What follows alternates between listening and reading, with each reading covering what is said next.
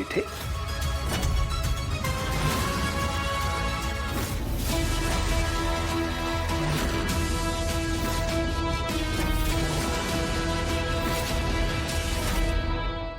ते मी काय मी काय?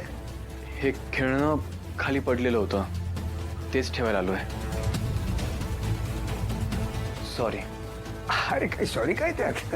नाही, मी तुम्हाला न सांगता इकडे आलो म्हणून सॉरी. अरे ठीक आहे रे, हे घर तुझंही आहे बाळा. इथे तू कुठेही येऊ शकतोस, जाऊ शकतोस.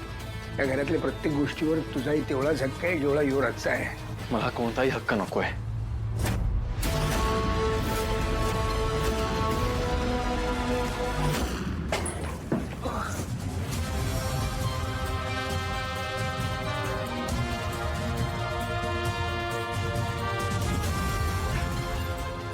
अरे कोणी पाठवली तुला?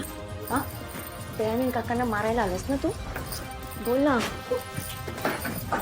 दयानंद काकांना मारायला आलास ना?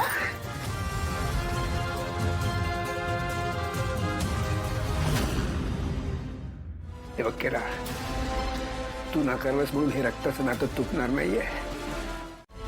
मला काहीही नकोय.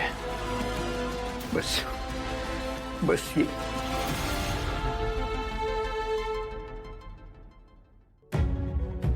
केरा, आता मला फक्त एकट्याला नाही रे, या सगळ्या कुटुंबाला तुझी गरज आहे.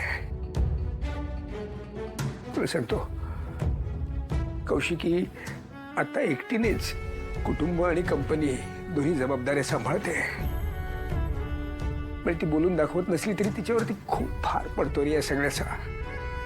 म्हणून मी युवराजला कंपनीच्या बोर्ड ऑफ डिरेक्टर्स मध्ये घ्यायचं ठरवलं. पण मला आता तू आलायस तर तू सुद्धा ये, या बोर्डावरती तू सुद्धा ये.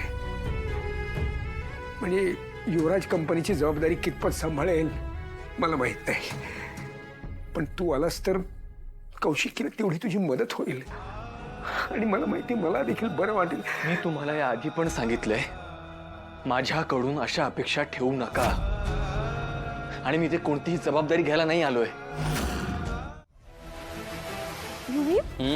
आपण परत घरी आलोय? हो माहितीये मला, मीच आणलंय तुला ना, मला माहित असणार ना. का? आपण बाहेर चाललेलो ना फिरायला. नाही नाही, कुठे नाही जायचंय, झालं फिरून झालं, एवढंच होतं. चला.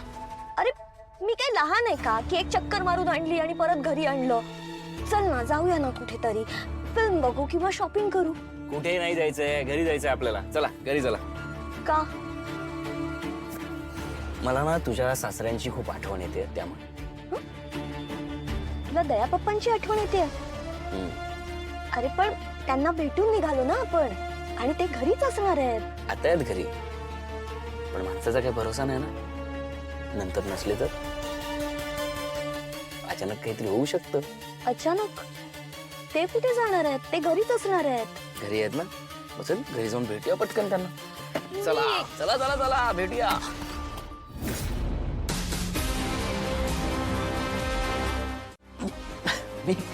मी कशाला घाबरेन? मी इथे बाबांना बघायला आलो होतो. म्हटलं आता यावेळी का झोपलेत, तब्येत वगैरे सगळी नीट आहे ना? मी जस्ट चेक करायला आलो होतो. घाबरेन का मी? हा, औषधं दिली आहेत ना त्यांना, म्हणून असे अवेळी झोपलेत. हा, औषधं घेतली की माणसाला झोप लागते ना. झोपलेत ते, त्यांना काहीही झालेलं नाहीये. म्हणजे त्यांना काय काही होणार होतं का त्यांना? तुम्हीच सांगा. नाही, काय होणार आहे त्यांना? नाही, त्यांना काहीही होणार नाहीये.